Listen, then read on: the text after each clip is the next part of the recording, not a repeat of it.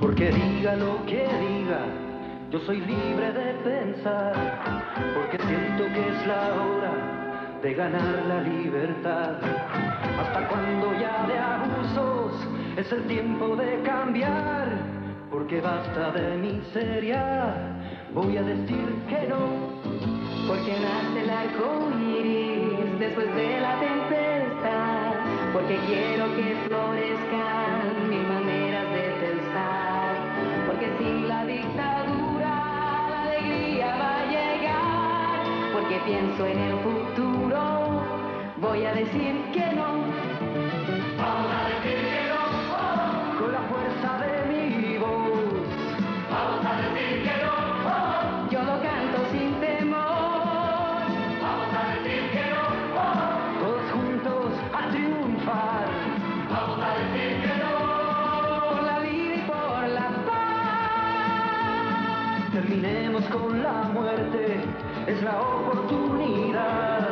Debe ser a la violencia. So how far is it to Papara from here? About 36 kilometers. You know, Kim threw me in the water again this morning. Oh, that's bad. But we had to make a real joke on him. I really think we should teach him a lesson. What do you think?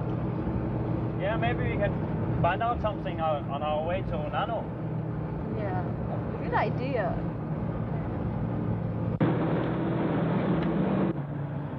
Well, maybe we should just explain to all of you where we are going. We are still on Tahiti with the Marco Polo. And right now we are on the road on the west coast of the island on the way to a small town called Papara. There we are going to visit a family we know there, the family Stein, Nano, Shenin, Bahia, Haibra, and the rest of the family. And this is also what we are going to see in today's film. Our visit there and what they are doing at their farm where they are raising poultry in a farm in Papara. But we'll have to check out what's going to happen with Kim because, as Melba said, I think it's time to give that guy a lesson, isn't it? But anyway, we'll be arriving in Papara not far from now, so let's see.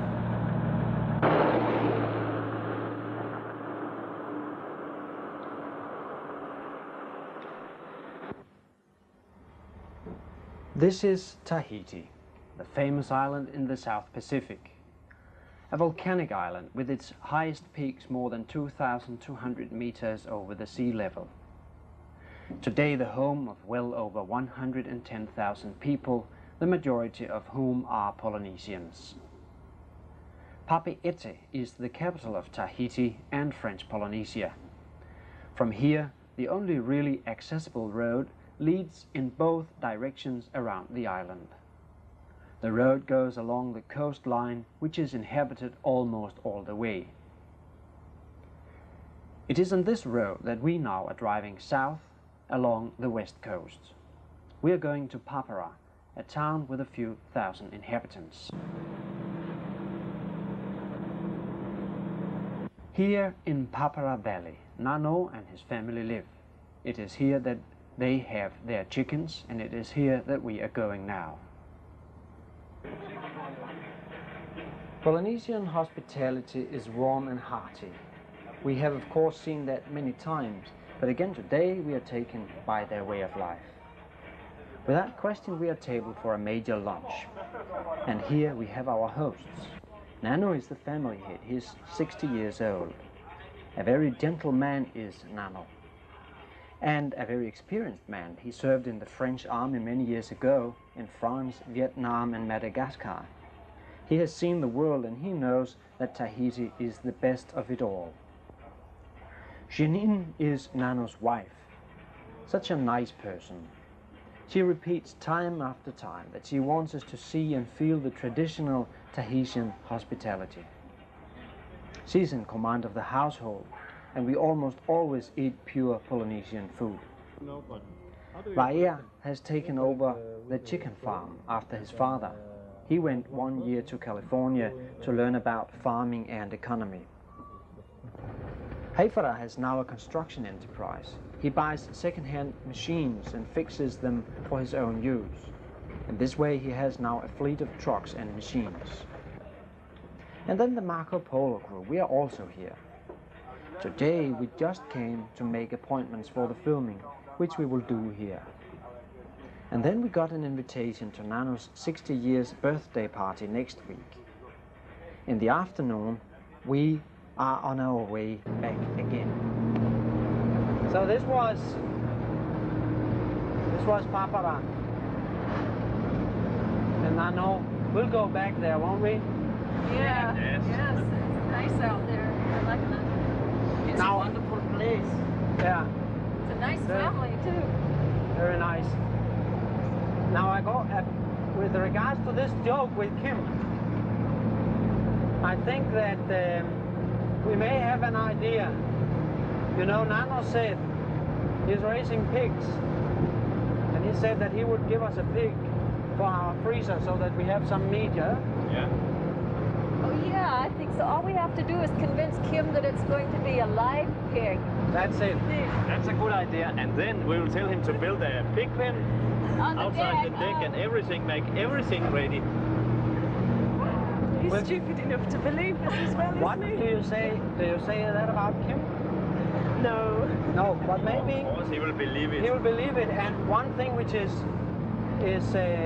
I mean, important to stress is that since it's a Polynesian tradition and you cannot say no, they give things, and if you say no, it is very, very insulting. It's you can't an refuse. offence, isn't it?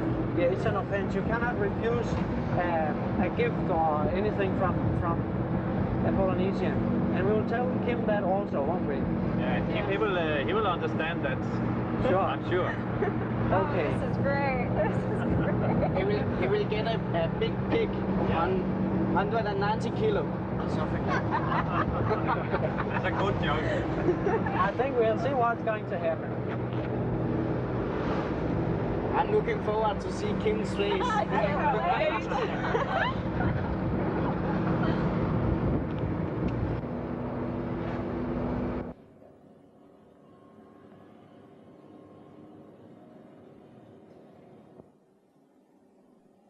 Hi Kim, how's it going?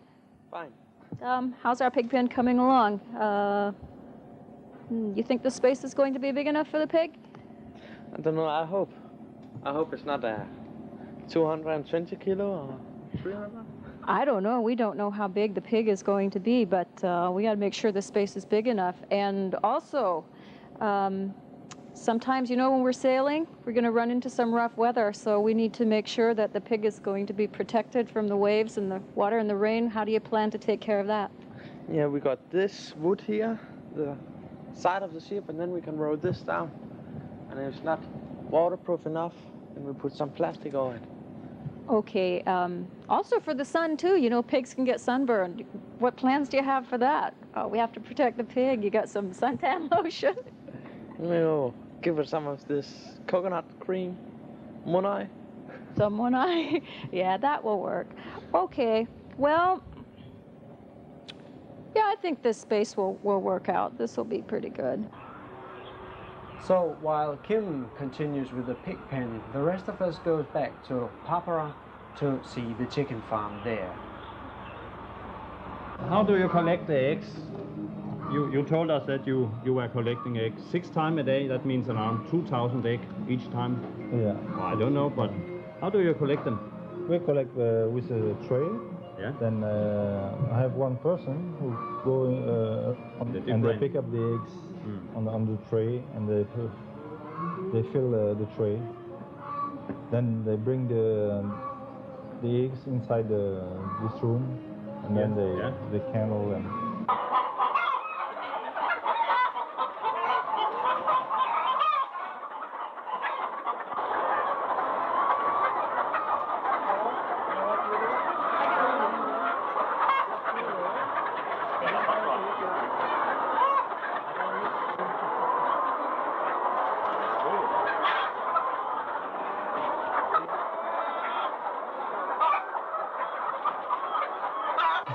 Now you have a trick with the hens. You can make them.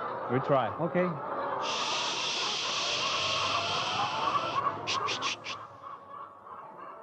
Thank you. Now make your speech.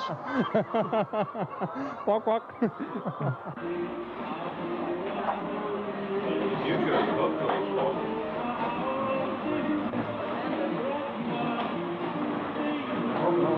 Vous faites parfois comme ça, vous faites parfois comme ça avec les doigts. Pourquoi? Oui. Là, tu sens bien que ça a cassé ou ça n'a pas cassé. On peut sentir ça? Oui. Comment? Comment? Comment est-ce qu'il y a possible parce que... Tu vois? Donne un peu là. Tu vois, quand tu fais ça, ça fait toujours quelque chose. Oui, comment? Qu'est-ce qui... Tu vois, tu sens que... Enfin, ça pique un peu sur les doigts. Ça pique? Oui.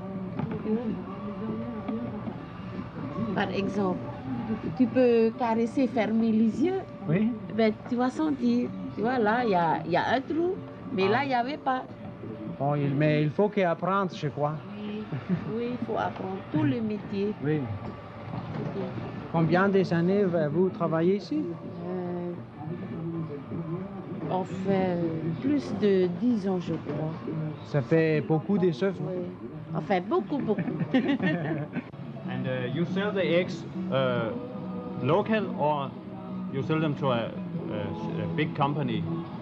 We sell to big company, but we also sell here on the farm to people who comes to the farm. And they can get cheaper eggs here than in the shops.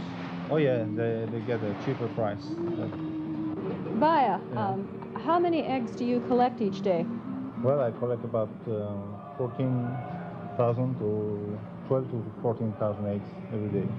12 to 14,000 eggs every day. And how many workers do you have to gather the eggs each day? Well, I have 6 workers every day coming work, and I got 18,000 birds. And do you gather eggs all day long, or is it that you gather them in the morning, or does it go on all day?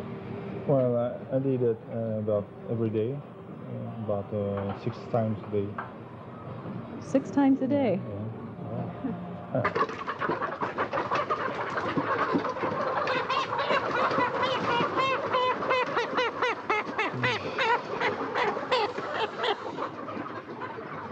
See when they arrive, we have they're already the beak, so we cut the beak here with a. Yeah, if you turn here, you can film. Yeah. You cut here? Yeah, like this. Here in the front. Why is it you cut this? Because if not, they pick each other. Because chicken they like the blood. You know, red they don't like red, so they pick. So altogether, you have 5,000 young chickens in this. Yeah, that's right. We have 5,000 chickens. Yeah. As we call pullets. And you'll replace these. You'll change the other ones with these chickens in 2 months. Yeah, in 2 months. And, every 4 months. Every 4 months, you change in 1 year. So we can rotate it all the time. Okay.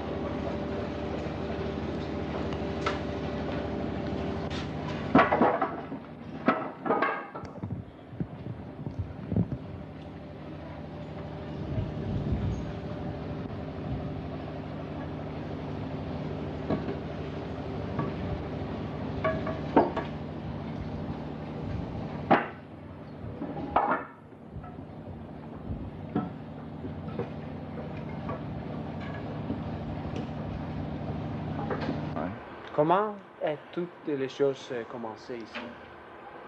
Bon, comme je vous ai déjà dit, il y a quelques années, j'étais militaire en France, en Indochine, à Madagascar, en Nouvelle-Calédonie.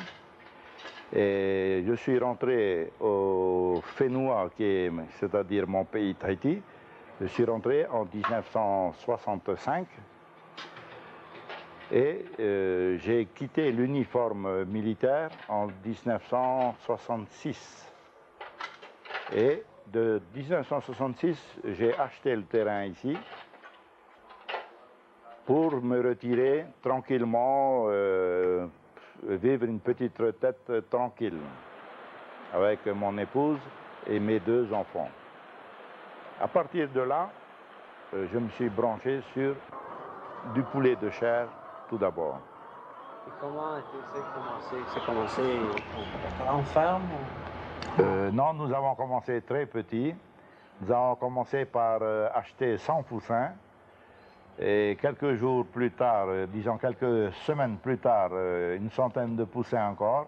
Et nous avons fait du poulet de chair. Et nous avions approximativement 300 à 400 poulets de chair.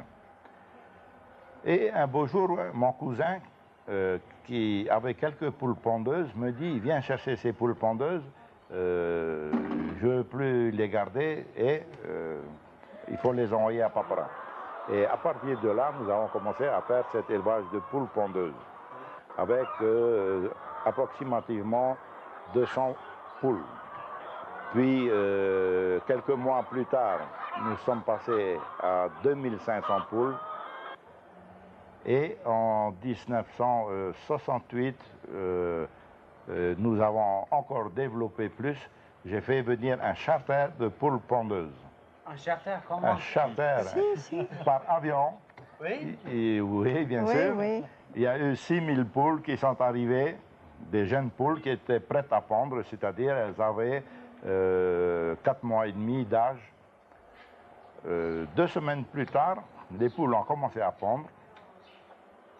Et voilà comment que la ferme a évolué assez rapidement, puisque en 3 années, de 200 poules, nous sommes passés à environ 8000 poules. Hein.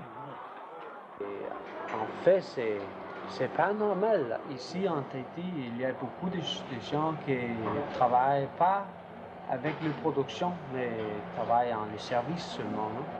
C'est exact. Pour l'administration. Oui, pour l'administration et même pour les autres que l'administration. Hein. C'est vrai, il n'y a pas de production locale. Hein. C'est une erreur, à mon avis, de notre gouvernement. Il devrait, je pense, s'attacher à aider, à conseiller aux jeunes notamment de se brancher sur tout ce qui est productif et non pas toujours faire des services. La bureaucratie. C'est tout, quoi, la bureaucratie.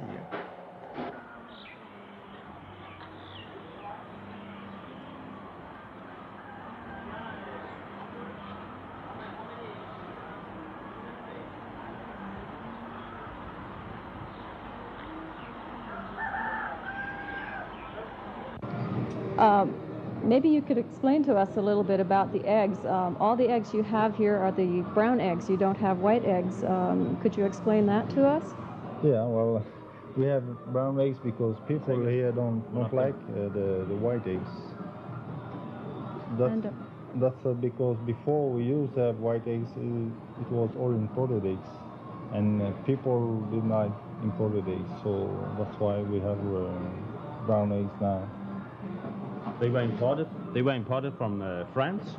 Well, from America, from New Zealand, from Europe sometimes.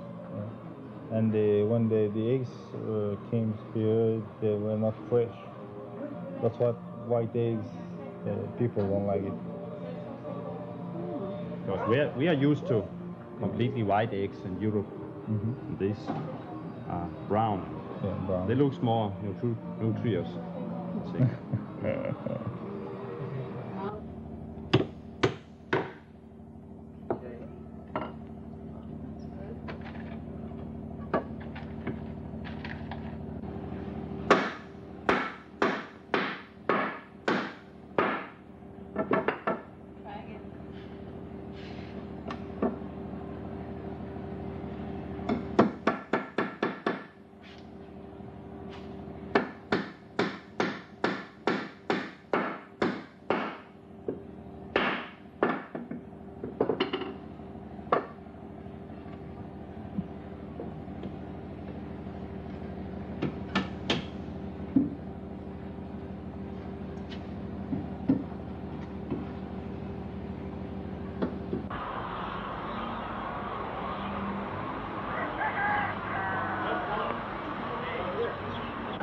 Qu'est-ce que les choses qu'on peut dire pour vous? Vous avez vu Nouvelle-Zélande, Australie, États-Unis et Europe.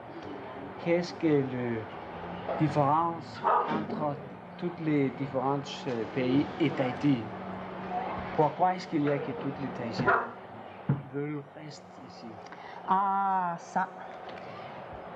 Quand nous sommes partis, j'ai eu beaucoup de mal à m'adapter à la vie là-bas. Parce que vous voyez bien comment on vit ici, on a de l'espace. Hein? J'arrive à Paris, il faut vivre dans une petite chambre fermée. Il n'y a pas d'espace. Les gens sont très distants, sont très froids, alors qu'ici les gens sont chaleureux. C'est terrible, hein, je n'arrivais pas à m'adapter. Et il faut reconnaître une chose, c'est que Tahiti, c'est un paradis.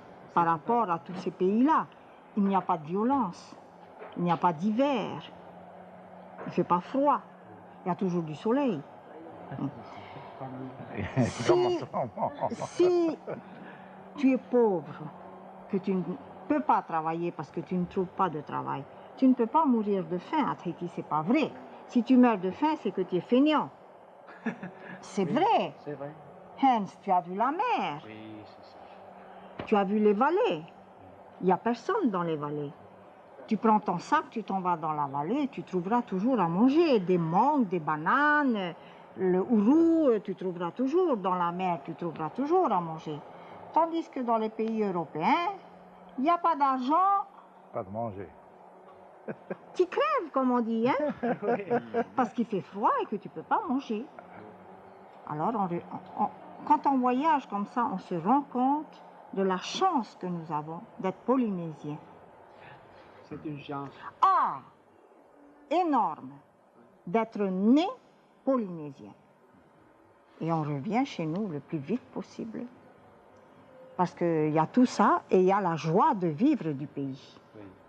Vous avez vu l'autre soir. Oui. C'est pas du semblant, c'est vraiment la joie de vivre. Oui, oui. How's your pig pen going, Kim? Oh, we got a gate here, and then we got the wall, the side of the ship, and the wall of the deck's house. Yeah, but there's not much to it. It's a big pig. It could crash through that, no problem. Now we just talk a bit with Manu, and then we get a smaller one, 80 No, kilo. what he told me was that we will get the biggest of all. So Yeah, but, a very big one. Who's going to clean it up if it does get seasick? The titi. Well, we just give it some water. It would like it. But this is not solid enough for a big pig like that.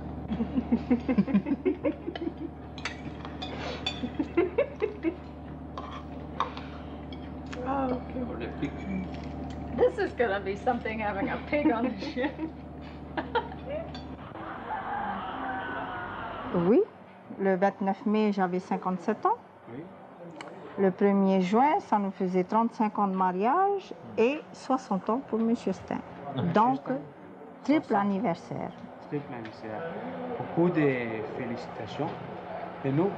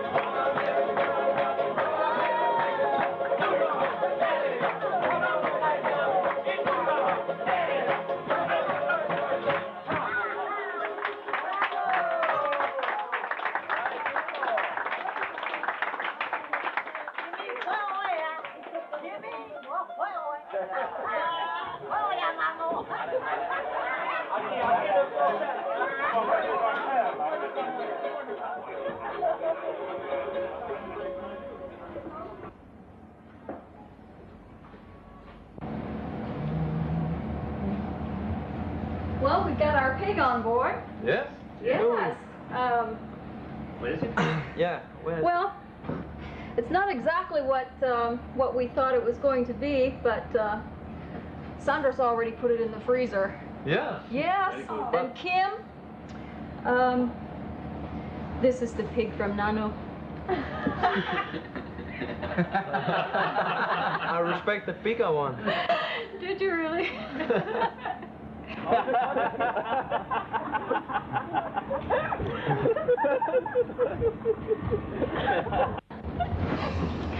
I hate to tell you this, Kim, but we all just played a big joke on you. You know, you're always throwing me in the water. Well, we decided it was time to teach you a lesson to pay you back. Yeah.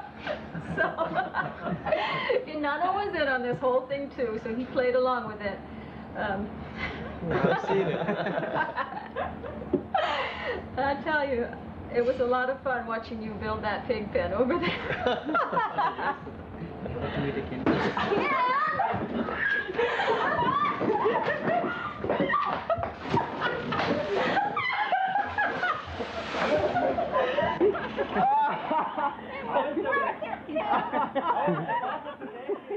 Then we taught you another lesson, Kim. Oh, moi, je souhaite à tous les gens du monde d'être aussi heureux que les Polynésiens et d'essayer de vivre dans la paix et dans la joie de vivre comme nous, au lieu de s'entretuer comme ils s'entretuent partout dans le monde actuellement. Il y a des bombes partout, on tue les enfants, on tue n'importe quoi, alors qu'on pourrait être si heureux.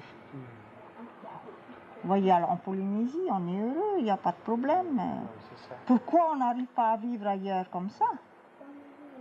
Il faut que demander. Pourquoi? Oui. Il faut essayer de vivre tous comme ça. Moi, je vais juste dire un petit mot très simple, très court, que chaque personne respecte son prochain. Ah, oui, ça. À partir du moment où chacun respecte son prochain, il n'y a, je crois, pas de problème. Je pense. C'est le seul message que je peux adresser à tous les Européens et qu'ils soient heureux de vivre comme nous le sommes ici. Pour moi, c'est tout ce que j'ai à dire.